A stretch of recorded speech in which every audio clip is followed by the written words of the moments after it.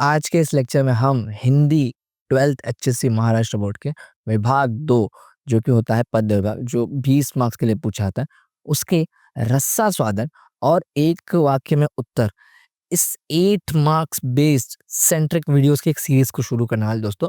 इसके पहले ऑलरेडी मैंने पद्य विभाग के लिए जो कि हमारे लघु त्रि क्वेश्चन आते हैं 6 मार्क्स के लिए, उसकी एक सीरीज को हमारे चैनल पे अपलोड कर के रखा है, जिसकी लिंक आपको डिस्क्रिप्शन में मिल जाएगी।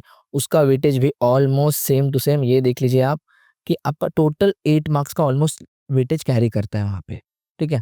तो ये वीडियो सीरीज भी कुछ-कुछ वैसी होने वाली है।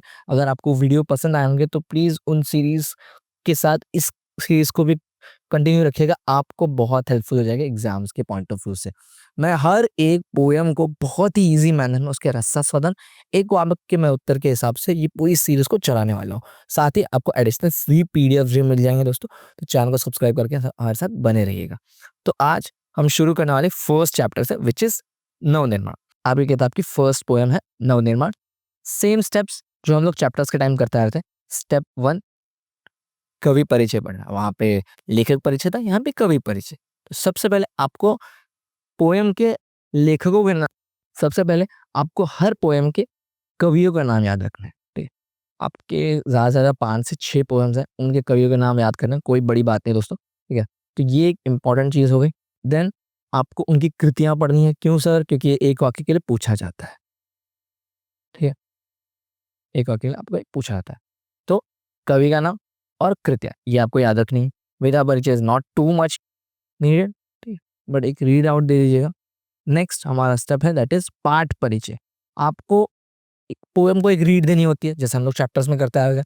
देन आपको उस पोएम की एक्सप्लेनेशन यहाँ से एक समरी मिल जाती है कि इस पोएम में बताया क्या गया है, इस पोएम के द्वारा कवि क्या बताना चाहते हैं, इस पोएम का संदेश क्या है, और पूरी चीज़ें आपको ये पढ़ने में एग्जैक्टली समझ आता है कि पोएम है किस बारे में। तो वीडियो को पॉज करके या फिर इस वीडियो को कंटिन्यू करने से पहले पूरी पोएम पढ़ लीजिएगा, फिर मेरा एक्सप्लेनेशन देखिए, बहुत ही आसानी से आप चैप्टर को पोएम को समझ सकते हैं, ठीक है?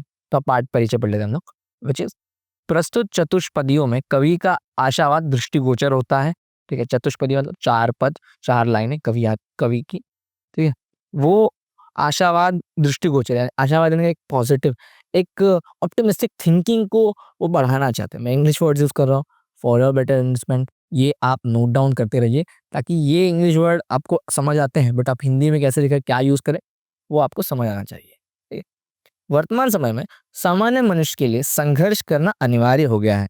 कवि मनुष्य को संघर्ष करने और अंधेरा दूर करने की प्रेरणा देते हैं।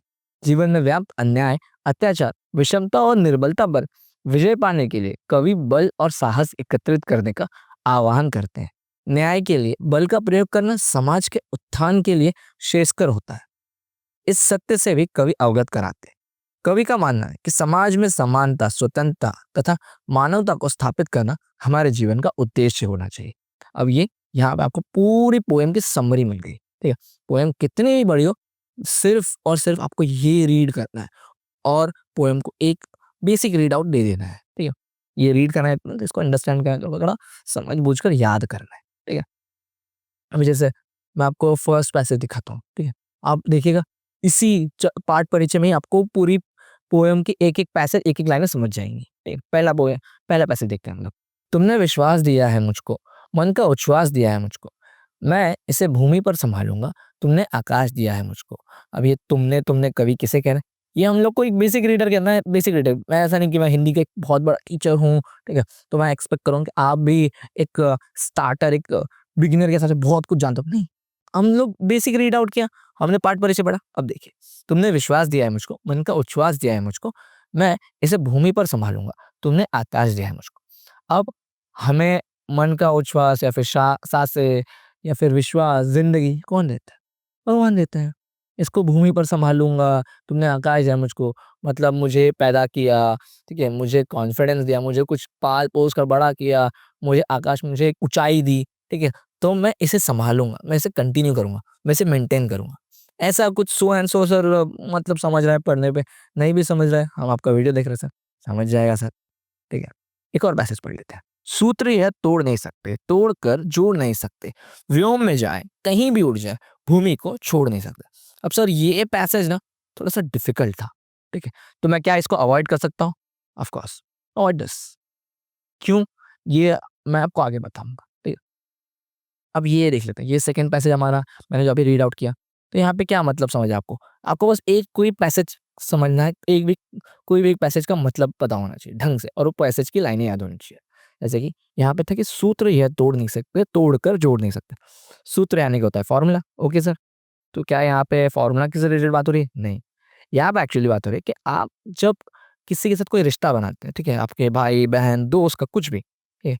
तो अगर वो उस रिश्ते में एक बार दरार आ जाए, वो जो धागा है रिश्ते का, वो एक बार टूट जाए, तो उसे वापस नहीं जोड़ा जा सकता, ठीक है? जोड़ में इस पे भी कहावत है कि लाइक अगर कोई रिश्ता टूट जाए, तो उसमें पुरानी बात नहीं होती। भले ही हम लोग जोड़ ले जैसे कि रस्सी के 2 सिरे होते हैं, अगर आप उसे तोड़ दें और जब आप उसे जोड़ने की कोशिश करें, तो गाँठ बन जाती है, मतलब गाँठ आपको जोड़नी पड़ती है। तो जैसे ये एक रस्सी है, ये एक रस्सी है, इसे अगर आपको जोड़ना है तो आपको एक ऐसे गाँठ मारनी पड़ेगी, दोनों को जोड़ना पड़ेगा। और ये जो गाँठ है, ये जो बँधाव है, ये ज़िंदगी भर रहेगा। यानी कि अब वो रिश्ता पहले ऐसा नहीं रहा, ठीक है? तो यहाँ पे इस चीज़ को बताया जा रहा है। व्योम में जाए, कहीं भी उड़ जाए, भूमि को छोड़ नहीं सकते। अब इसका मतलब क्या? आपने सुनो किशोरी का एक्सप्लेनेशन मेरा आई होप देखा होगा। तो वहाँ पे इसका मतलब ये था, जैसे आपने हर्षद मेहता का स्कैम 1992 देखी है, ठीक? या फिर अभी एक और रीसेंट मूवी आई है lucky Bhaskar. So it means कि आप बहुत फेमस जब हो जाते हैं, बहुत बड़े आदमी बन जाते हैं, तो अपने रिश्तों को मत भूलिए, ठीक है? व्योम यानी कि आसमान में जाओ, कितनी भी ऊँचाई पा लो, कहीं भी उड़ जाओ, भूमि को मत छोड़ो। अपनी जो धरा है, आपके अपने हैं, ठीक है? आप किस बैकग्राउंड से आते हैं, आप पहले कैसे थे, उस चीज़ को मत चेंज करो, ठीक है? Be grounded, B normal. Sir ये पैसेज ये पोएम मुझे ईज़ी लगी, ये 4 लाइनें मुझे ईज़ी लगी। क्या है, इससे मेरा काम बन जाएगा, इससे मैं पूरा रसास्वादन लिख लूँगा, इससे क्या मैं 6 मार्क्स स्कोर कर सकता हूँ? लेट्स डिस्कस दैट, ठीक है? ये मैंने एक आपको ईज़ी पोएम का पैसेज समझाने के लिए 4 लाइनें ईज़ी बनाने के लिए ये रीडिंग की थी आपके लिए, ठीक है? ये 4 लाइन आपको याद करनी पड़ेंगी सबसे पहले। तो हमने अब तक क्या-क्या याद किया? हमने सर पोएट का नाम याद किया, ठीक है? हमने पाठ परिचय पढ़ा, ठीक है? ये हमारा स्टेप 1 में आ गया। हमारा स्टेप 2 है सर हमारा स्टेप 2 है सर कि मुझे पोएम की कोई भी एक पैसेज, कुछ भी चंद लाइनें 3 से 4 लाइनें, ठीक है? जो मैं रसा सालन के टाइम लिख सकूँ, वो मुझे याद करना है। This is your step 2। ये आपका एक स्टेप बिल्डअप हो रहा है। कवि का नाम याद रखा, अब हमने पोएम की 4 लाइनें याद रखी। स्टेप 3 क्या है? स्टेप 3 है कि आपको ये जो भी आपने 4 लाइनें पढ़ी, 4 लाइनें याद की हैं, उन 4 लाइनों का खुद से एक सेल्फ एक्सप्लेनेशन लिखना है, हर बार, ठीक है? इन्हें आप नोट डाउन करते जाइए ये स्टेप्स, आपको कोई भी पोएम आए, ये स्टेप्स भूलने नहीं है, ठीक है? तो एक सेल्फ एक्सप्लेनेशन बनाइए, सूत्र मतलब क्या, तोड़कर जोड़ नहीं सकते, व्योम एंड ऑल, ठीक है? ये एक्सप्लेनेशन आपको अपने हिसाब से लिखना है। नो डाउट मैं भी आपको आपके नोट्स दूँगा और बहुत ईज़ी नोट्स दूँगा, बट अगर आप खुद से भी एक बार रीडिंग अपने नोट्स और मेरे नोट्स को मिक्स करेंगे, आपके लिए और अच्छा होगा, ठीक है? अब ये तो सर हो गया कि हमें पोएम्स में से कोई भी लाइनें याद करनी, ये एक पैसेज है, ठीक है? यहाँ पे बहुत सारे पैसेज हैं, आप कुछ भी कोई एक और पैसेज याद कर सकते हैं सर। याद रखिए हर बार आप जब भी पोएम को प्रिपेयर करें रससदन के वक़्त, ठीक है? तो आपको कम से कम 2 पैसेजेस याद होने चाहिए, 2 लाइनें, ताकि आप बेसिक एक्सप्लेनेशन कर सकें, ठीक है? जैसे कि यहाँ पे एक और था, मैं आपको बताता हूँ। सत्य है, राह में अंधेरा है, रोक देने के लिए घेरा है, काम भी और तुम करोगे क्या? बढ़े चलो, सामने अँधेरा है। ठीक है? मेन डिफ़िकल्टी यहाँ पे आपको पोएम की लाइनें याद करने में आएँगी, तो वो आपको अपने हिसाब से देखना है कि आपकी फ़ेवरेट पोएम कोई है, ईज़ी पोएम कोई है, तो वो आप एक बार बैकअप में याद करके आइए। ईज़ी-ईज़ी पोएम्स मैं आपको बता दूँगा आपके चैप्टर के हिसाब से at the end of this video series कि ये पोएम आप श्योर शॉट करके जाइए, ये एग्ज़ाम में हमेशा पूछा जाता है। ऐसी कुछ आईएमपी पोएम्स भी मैं बताने वाला हूँ। वीडियो को कंटिन्यू रखिएगा। ये जो वीडियो सीरीज़ इसके साथ बने रहिएगा, आपको बहुत हेल्प होने वाली है। ओके? तो यहाँ पे क्या मतलब है सर? 4 लाइन सबसे पहले आपको याद करनी है, ठीक है? यहाँ पे इसका मतलब है कि हाँ, आपकी लाइफ में बहुत प्रॉब्लम्स हैं, बहुत प्रॉब्लम्स आएँगी, ठीक है? और हमेशा आपको हराने की कोशिश करेंगे। अंधेरा इट मीन्स यहाँ पे प्रॉब्लम्स की बात हो रही है, क्योंकि अंधेरा एक प्रॉब्लम ही है रात में चलने के लिए, ठीक है? तो आपको क्या करना है? आप अपना काम करो ना, और क्या कर सकते हो? आपकी मेहनत, आप जो कर सकते हो, आपसे जो बन रहा है वो करते जाओ। बढ़े चलो, सामने अंधेरा है, ठीक है? मतलब चलते रहो। आप शायद ठोकर खाओगे, आप शायद गिर जाओगे गलती से, बट अगर आप चलते रहोगे, तो आप एक बार अंधेरे से बाहर निकलोगे ही निकलोगे। ऐसा नहीं है ना कि आप रात में घर से किसी काम के लिए निकलते ही नहीं हो, टॉर्च लेकर निकलो, ठीक है? संभल-संभल के निकलो, प्रैक्टिस के साथ निकलो, कुछ तो करो, that's the meaning of here, ठीक है?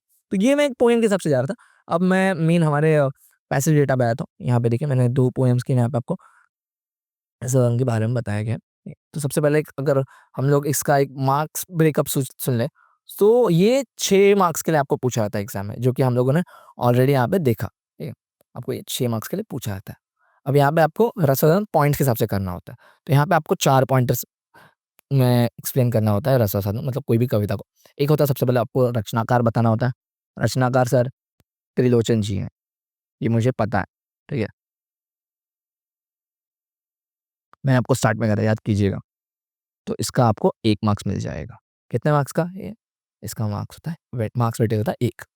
देन आता है पसंद की पंक्तियाँ फॉर 2 मार्क्स मैंने आपको ऊपर कहा कि आपको कोई भी कविता आप पढ़ें 4 लाइनें याद करनी होंगी। तो यहाँ पे आपको उसके 2 मार्क्स मिल जाएँगे।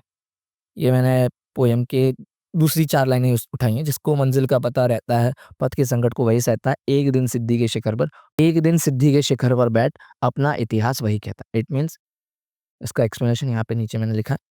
कविता पसंद आने का कारण सबसे पहले रचनाकार लिखा, फिर हमने अपनी पसंद की पंक्तियाँ लिखी, अब उसका यहाँ पे आपको एक्सप्लेनेशन लिखना होगा। देखिए कविता पसंद आने का कारण ये जो 4 लाइन आपको यहाँ पे एक्सप्लेन करना है। सो इसका मतलब है कि अगर आपको आपकी मंजिल पता है कि आप ये मेहनत क्यों कर रहे हो, आपको ये सब करके हासिल क्या होने वाला है, ठीक है?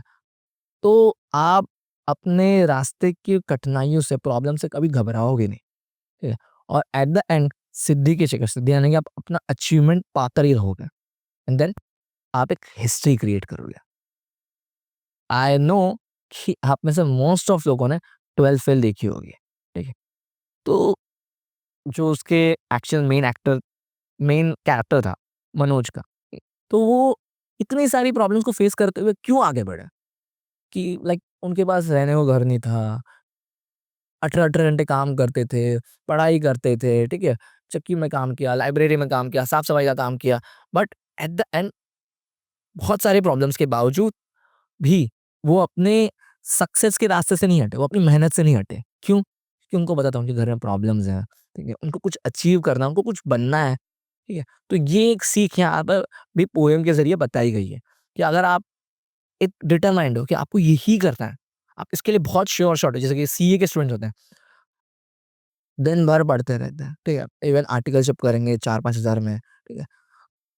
तो वो इतनी मेहनत क्यों करते हैं? जनरल कॉमर्स के स्टूडेंट से ज़्यादा, क्योंकि उन्हें पता है, उन्हें ये करके ही रहना है एंड एट द एंड लोग उनका गुणगान करेंगे।